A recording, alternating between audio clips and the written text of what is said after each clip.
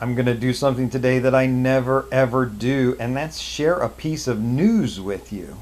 Hi, this is Larry Kaye with ShadowAnyone.com and the creator of the Investigator's Ultimate Guide series, which is premium private investigator training from someone who's been there and done that.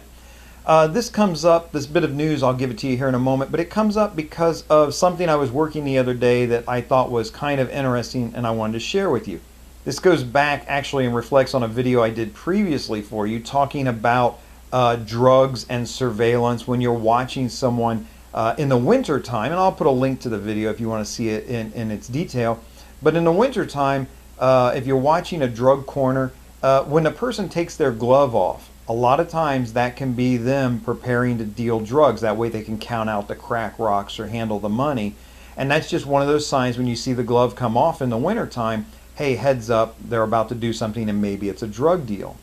I had the exact opposite thing happen to me the other day. I was watching a guy, he's 80 degrees outside, he's sitting at a bus stop and he begins to put on gloves. As a matter of fact, they were rubber gloves.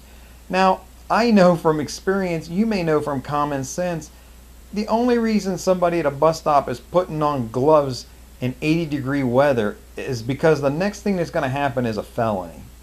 Sure enough, the gloves went on, the guy sitting next to him pulled out some money, and the guy who put on the gloves reaches into his pants, he pulls out a baggie and he passes some drugs to the guy, he gets his money. Now, I honestly have no idea, and did not have any idea at the time, why he's putting on gloves to handle dope.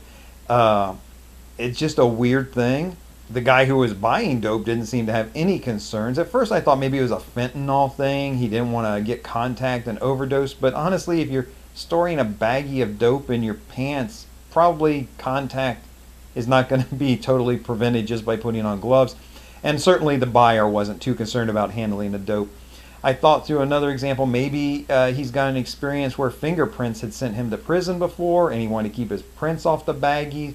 Again, didn't make a lot of sense to me, but you know, they call it dope for a reason. Maybe it wasn't meant to make sense to somebody who's sober.